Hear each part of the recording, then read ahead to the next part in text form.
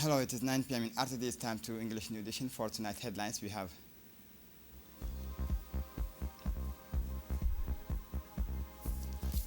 district ban on carrying firearms through the national territories.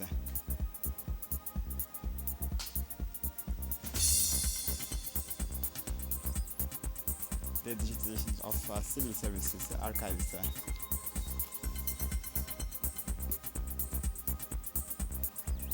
For the international scene, Israel withdraws from the Netzarim corridor.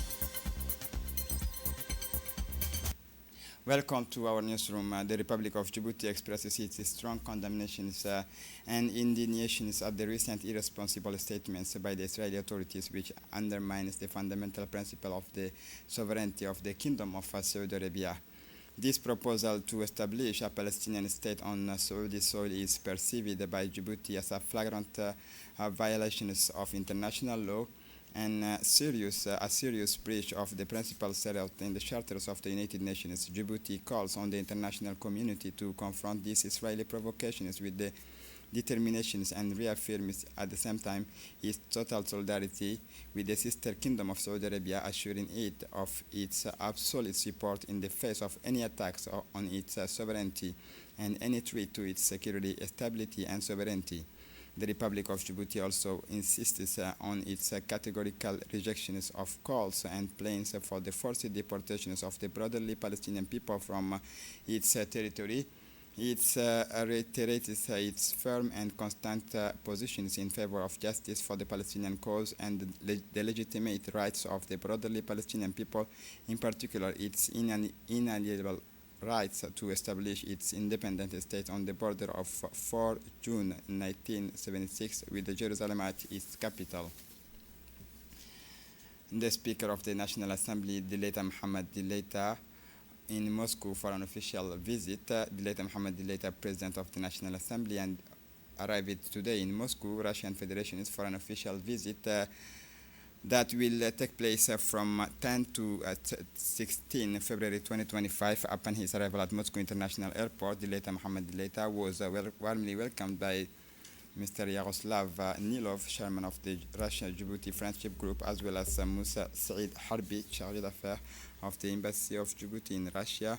The President of the National Assembly is accompanied by a parliamentary delegation composed of Honorable Mahmoud Hassan Farah, chairman of the Djibouti-Russia Friendship Group, Abdurrahman Mohammed Al-Lale, member of the Russia-Djibouti Friendship Group, Filsan Abdullahi Miguel, member of the Defense Committee, Ahad Ahmed Berkale, member of the Foreign Affairs Committee, Muhammad Dawood Yusuf, head of Protocol and International Relations of the National Assembly. This official visit is part of strengthening our bilateral relations between Djibouti and Russia, as well as the promotions of parliamentary and diplomatic cooperation between the two nations. During his stay, Dileita Mohammed Dileita will participate in a high-level meeting with Russian officials and members of the State Duma, aimed at deepening ties of friendship and collaboration in various areas.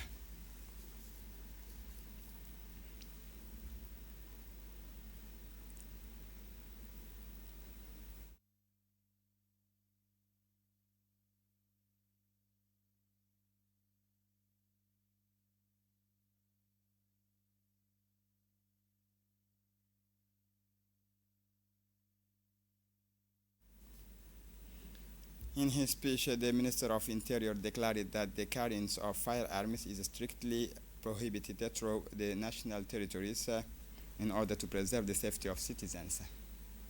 Mesdames et messieurs, chers compatriotes, in line with public safety measures, we wish to inform the population that, in accordance with current legal provisions, the carrying of firearms is strictly prohibited throughout the entire national territory. This ban is out of utmost importance and is considered a criminal offense published by law. The preservation of public peace and security of citizens remain top priorities for the state in this measure. It is specifically noted that nomads moving for grazing purposes between neighboring countries are required to leave their firearms at designated border posts before entering the national territory. This procedure aims to ensure the safety of everyone and prevent any incidents that may arise from the circulation of firearms.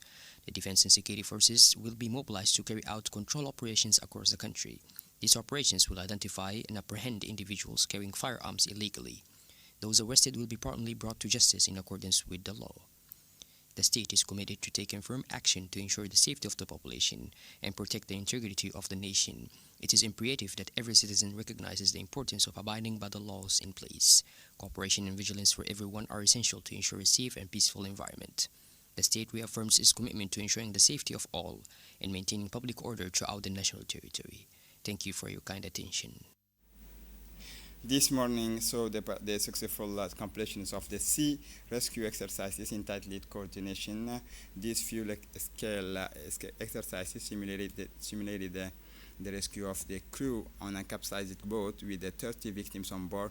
The coordination exercise follows an intensive training course on exceptional health situation organized by the University of Djibouti from 3 to 8 February 2025. This training was based on theoretical modules and practical case studies and was led by the internationally renowned French experts such as Professor Pierre Carly from the University Paris-Descartes, Dr. Jean-Sébastien Marx from the SAMU de Paris, and Médecin Général Alain Puy-Dupuis, experts from Djibouti, including Colonel Major Madian Mohamed Said, the director of the military hospital, Colonel Abdul Raouf of the National Gendarmerie, and Major Hassan of the Civil Protection Department also played a key role in the training. Staffs from a number of Djibouti institutions took part in this morning's coordination exercises.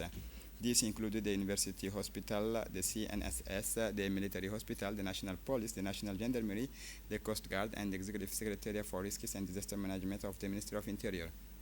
The success of the coordination exercises demonstrate the importance of interinstitutional collaboration and ongoing training in enhancing the skills of professionals in the sector. The organizers would like to thank all the participants for their dedications and professionalism.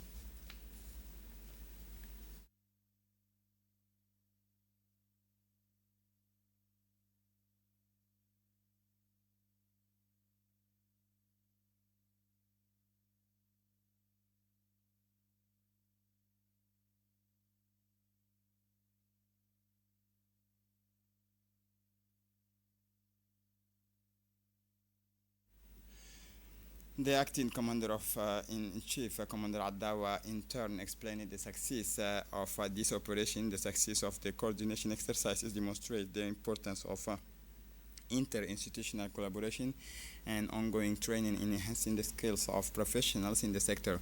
Safety at sea is a priority for our country, and these exercises illustrates the importance of academic and operational cooperation to coordinate the actions of rescuers and improve our intervention protocols. I would like to congratulate all participants for their commitment and professionalism.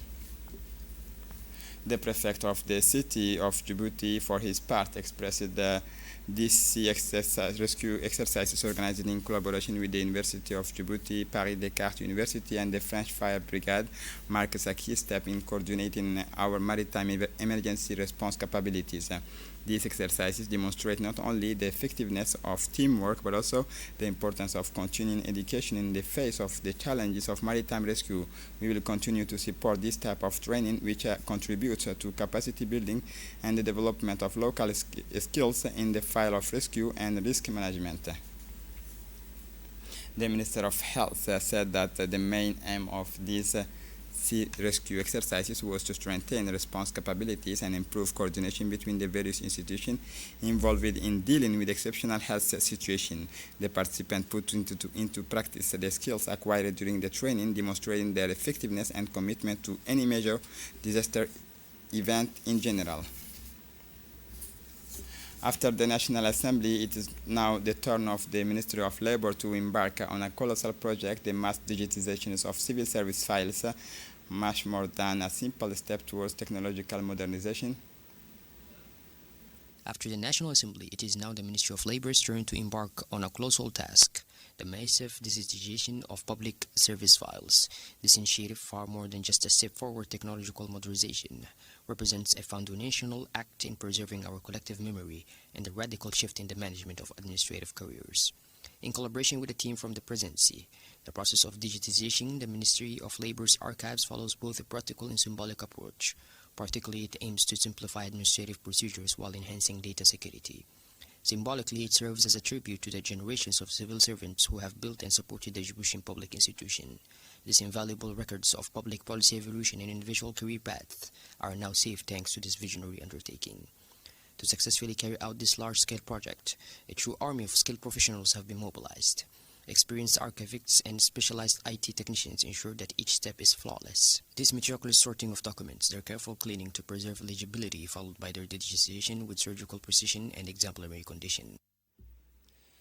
The responsible of the Minister of Labor said that this indicated that this digitization of civil services files marks a decisive step in the evolution of our administration. It combines technological innovation with a concern for heritage, meeting the demands of the present while honoring the past.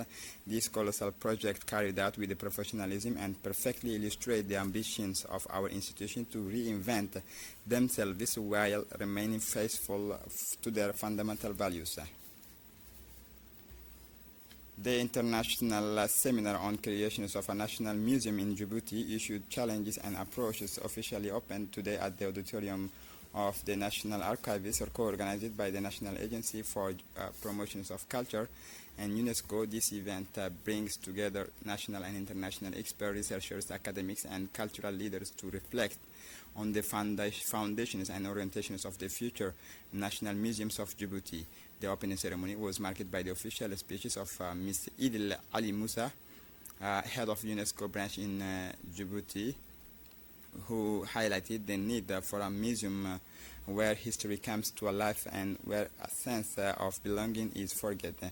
She recalled that museums are no longer just spaces for conservation, but living places of learning and dialogue. In this regard, she stressed the importance of a participatory and inclusive approaches in line with the 2005 Conventions on the Diversity of Cultural Expressions and in 1980 recommendations on the status of the artists, which highlight the role of museums and cultural professionals in the animation, management, and transmissions of knowledge within museums. Rich discussions and renowned experts. The first day of the seminar was marked by interventions by a dozen international experts who shared their experiences in designing and managing museums in Africa and elsewhere. Their analysis made it possible to explore innovative approaches adapted to the Djiboutian context. For his part, the General Director of the INPC opened the seminar by emphasizing its importance for the creation of a national museum in Djibouti. This project aims to preserve and enhance cultural heritage, raise awareness among younger generations, and promote Djiboutian cultural wealth internationally. Discussions will focus on the museum's mission, its inclusive role, and its integrations into the regional cooperation. He thanked the UNESCO and the experts for their contributions and expressed the hope that these discussions will result in a concrete roadmap for the creations of the museum. The locality of Dalayaf was the beating heart of cultural and traditions on the evening of February 7, 2024, as part of the first editions of the Biennial of Folk Dances and Traditional Games. This unprecedented event allowed the community to vibrate to the traditional games in Dalai. This unprecedented cultural event brought together more than 9 folkloric troops, showcasing the richness and diversity of Djibouti's intangible heritage. The event carried a wide range of personalities, including parliamentary members from the region, regional elected officials, several senior officials from the department, notably the Director of Regions of the Ministry of Youth and Culture, Mr. Suleiman Muhammad Abdi, and the Director of Youth, Social Integration and Full Training, Mrs. Ruqiyya Hassan Sheikh. A large crowd of culture and traditional enthusiasts also participate in the festivities, demonstrating the importance of this initiative in preserving and passing on the national cultural heritage. The performance of folk dances accompanied by percussion and traditional songs, as well as demonstrations of traditional games, took the audience on a journey to the heart of the traditions. This biennial, as a true showcase of craftsmanship and identity, it aims to strengthen attachment to local customs, promote intergenerational dialogue, and foster social cohesion through cultural expression. With this successful first edition, the Biennial of Folk Dances and Traditional Games in Dalai promises to become an essential event in the national cultural landscape, further reinforcing the attachment to traditions and their transmission to future generations. In the evening was marked by high-quality musical entertainment, highlighting the ancestral melodies and traditional rhythms of the region. The folk dances performed with grace and energy. The locality of Dalai was the beating heart of cultural and tradition of the evening of February 7th as part of the first edition of the Biennial of Folk Dances and Traditional Games. This unprecedented event allowed the community to restore the rhythm of traditional songs, elevated by folk dances that took the audience on an emotional and cultural journey. The evening was marked by high-quality musical entertainment, showcasing the ancestral melodies and traditional rhythms of the region. The folk dances exuded with grace and energy added a spectacular dimension to this cultural celebration. Local artists captivated the audience, marking this evening an unforgettable moment of sharing and cultural pride. Among the personalities present to celebrate this cultural event were the President of the Obak Regional Council, regional elected officials, officials from the Ministry of Youth and Culture, representatives from cultural associations in the Obak region, as well as many distinguished guests. The presence of these authorities and cultural figures highlighted the importance of this initiative in preserving and promoting the local cultural heritage. This first edition of the Biennial of Folk Dances and Traditional Games thus laid the foundations for a lasting event dedicated to showcasing the arts and traditions of the region. The ARTA Inter-Services Tournament organized by the Regional Subdirectorate ended in a style with this weekend at the San Hal Field. This event, which brought together teams representing various administrative and social sectors of the region for 2 months, crowned by the Alta High School winners of the final against the Alta Joint Military Academy with a resounding score of 3-0.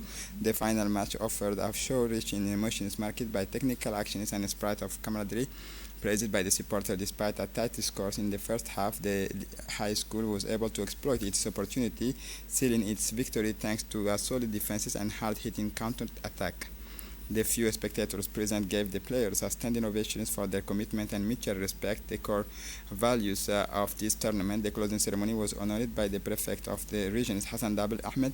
The director of the region, Omar Hassan Abdullahi. In his speech, the latter stressed the importance of strengthening intersectoral links through sports while announcing the continuations of this event as an unmissable annual event for the region's initiative to promote cohesion between public services. The tournament highlighted the teams from education, security, and administration beyond the trophy awarded to the winners.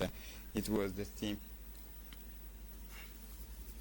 On February 4, 2025, the Al Sabih Gendarmerie Brigade carried out a decisive operation following information concerning a thief of railway. The Ali Sabih Gendarmerie Brigade carried out a decisive operation following information about a theft on railway scrap from the old rail line. Alerted by this information, the investigators intensified their surveillance in the target area. In the course of their investigations, the gendarmes discovered a large quantity of scrap metal, some 1,800 stolen pieces, stored in the area known as Daite, ready to be transported to the black market. Thanks to a discreet follow-up strategy, they were able to identify and monitor the suspects involved in this illegal activity. A few days later, the operation bore fruit, where 3 individuals responsible, accompanied by 5 accomplices, were arrested. The accused were brought before the Deputy Public Prosecutor, where they will have to answer to their actions. As part of the fight against illicit trafficking of goods, Operation to seize contraband carts took place at the Holhol Army Military School. The mobile custom teams at the Holhol Army Military School demonstrated their unwavering commitment to preserving the national economic integrity. Mobile custom teams at the Holhol Army Military Academy demonstrated their unwavering commitment to preserving national economic integrity. During this operation, agents from the mobile custom teams in the Holhol Army Military School succeeded in intercepting around 14 purchases of khat. The seizure was followed by immediate action on the ground, where the seized products were incarcerated, affirming the country's determination to decisively eradicate this scourge. Khat smuggling in particular poses a serious threat to the local economy, and custom officers and the military are working together to dismantle these illicit networks and protect the country's borders from this harmful trade. The destruction of the goods seized on the spot underlines the firm commitment to eliminating illegal activities that undermine economic stability. This action is aimed not only at discouraging traffickers but also at raising public awareness of the harmful consequences of these practices on the national economy. For his part, the head of mobile custom teams, Mr. Suleiman Jama, indicated that we are not tiring in the pursuit against this illicit traffic, day and night. For the international scene, Gaza in Israel withdraws from Netzarim corridors. Listen for more details. Thousands of Palestinian prisoners released by Israel on Saturday arrived in Ramallah, greeted by cheering crowd and emotional reunion with their families as part of the latter's hostage prisoner exchange under the truce. Wearing Palestinian scarves, some of the freed detainees were hoisted onto shoulders amid an outpouring of joy from the crowd. They are among the 183 prisoners Israel is releasing as part of the latest hostage prisoner exchange under the first phase of the truce. The prisoners left Israel's Offer prison under military escort, traveling into the Mahmoud Darwish Museum in Ramallah, where a heavier security presence was in place compared to previous releases. And 7 Palestinian prisoners deported by Israel arrived in Egypt. Listen for more details. Thousands of Palestinian prisoners released by Israel on Saturday arrived in Ramallah, greeted by cheering crowd and emotional reunion with their families as part of the latter's hostage prisoner exchange under the truce. Wearing Palestinian scarves, some of the freed detainees were hoisted onto shoulders amid an outpouring of joy from the crowd. They are among the 183 prisoners Israel is releasing as part of the latest hostage prisoner exchange under the first phase of the truce. The prisoners left Israel's Offer prison under military escort, traveling into the Mahmoud Darwish Museum in Ramallah, where a heavier security presence was in place compared to previous releases. And this is it for the news. Thanks for watching us. Have a good evening.